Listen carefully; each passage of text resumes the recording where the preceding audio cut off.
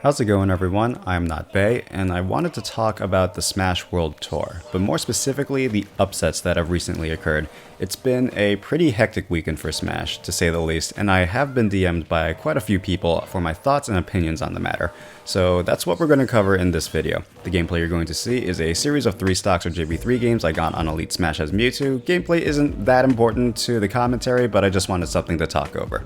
So, in case you're not aware, the Smash World Tour is a worldwide Smash tournament circuit with one of the biggest cash payouts in Smash history, standing over $200,000 in winnings.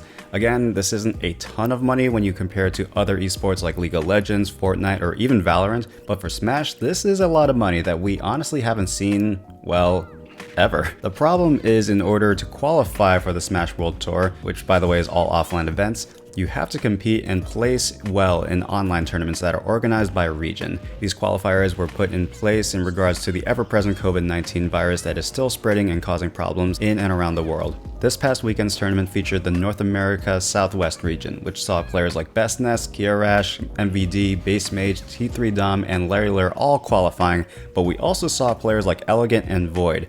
2 notable top 50 offline players failed to qualify. And as you can probably imagine, this sparked a ton of discussion and controversy amongst the Smash community, saying how online Smash sucks, Wi-Fi warriors are carried, and all that junk. I originally was not going to talk about this since I haven't competed in over a year, and honestly I've been pretty detached from online tournaments as a whole, but this is a YouTube channel based around Smash Ultimate, and this is a pretty big deal for the sake of the game's integrity and competition.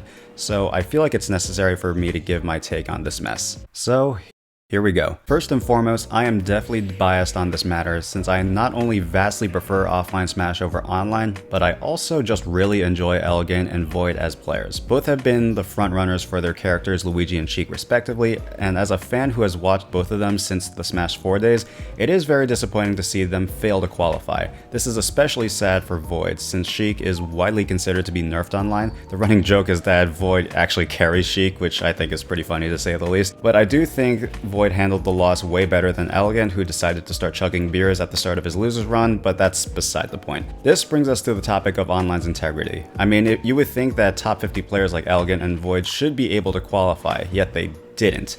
And it wasn't even that close. I mean, both of them were sent to losers on the first day of competition, which honestly is very surprising. So did they just get bad? Is online really that different? Or did everyone else simply catch up and get better? Well, like most things, there is a lot to unpack here, but I do think there is a little bit of the 3 in this answer. Both Elegant and Void are phenomenal players, and I firmly believe that their placements fail to accurately represent their skill and mastery of the game.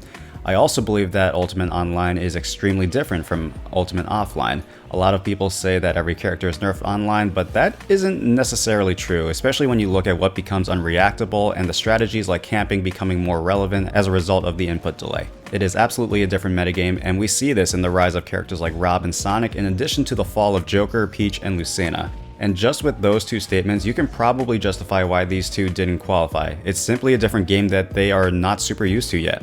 And to those who genuinely don't understand the difference between offline and online Smash, the best way I can explain it is by playing volleyball on the beach compared to playing it indoors.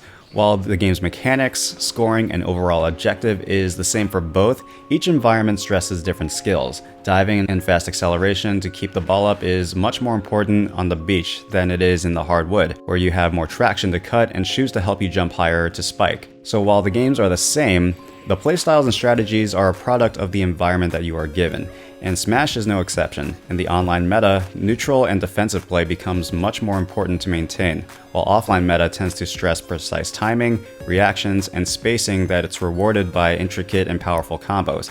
So imagine you've competed in volleyball indoor tournaments all your life, and it's the only way you know how to play.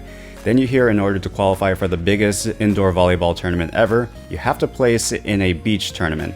Something that you've never thought about practicing. To the viewer, it's not really going to matter how they play since all we see is volleyball. But to the competitor, the metagame becomes completely different. And that's kind of how offline Smash players feel when they play online. Now obviously this isn't a perfect analogy, as I know most volleyball fans enjoy both beach and indoor volleyball, whereas Smash players vastly prefer offline over online. Now, with all that being said, I also think it's important to give credit to those who have worked their asses off to qualify. the people who have been grinding online tournaments to get better.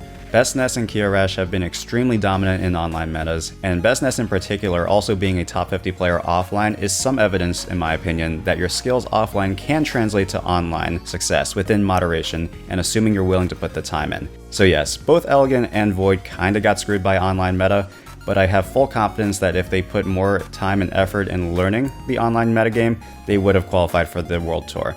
Now obviously this is a lot easier said than done. As someone who has only competed in offline tournaments, it is very difficult for me to justify the benefits of entering an online tournament. I just don't like competing in an environment that inconsistent and unpredictable, especially when the time I'm investing is my free time, that I can rather spend with my friends, family, or simply making more content for you guys. And I'm sure Elegant and Void can attest to that. But this still raises the topic, have people just gotten better during this Wi-Fi era? And to that, I answer yes, absolutely. I definitely do not like the Wi-Fi era as a competitor and viewer, but one thing it has done is given more people the opportunity to compete. Going to offline tournaments was a pretty big commitment, both financially and time-wise, and with so many Wi-Fi tournaments that are available from your home, it makes competing that much more accessible, and has definitely given a lot more people the motivation to get better and keep practicing. And we've seen players like Kirby Kid, Epic Gabriel, and Sonics all come out of nowhere and give new life and stories to the game, even if some of those players can act like petulant children on Twitter if they lose. Which finally brings us to the last topic for debate. Are these online tournaments a good way for players to qualify for the Smash World Tour?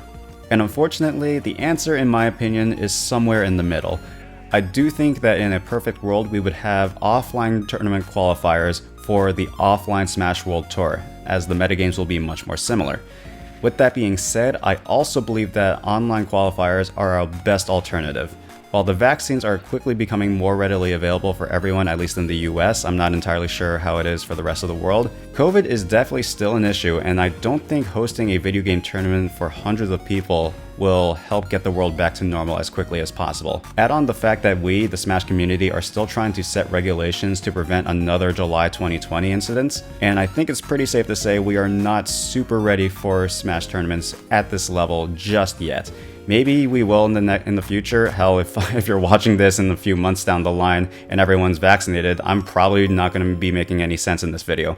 But my point still stands. At this point in time, with COVID still prevalent, online qualifiers are a serviceable alternative to offline. It's a crappy situation, but we've literally lived through one of the darkest years in recent history, so I think we'll be fine. And normally I don't ask for comments, but I am interested to hear what you, the viewers, have to say on the topic. Do you agree with my takes? Do you disagree? Let me know in a comment and share your opinion.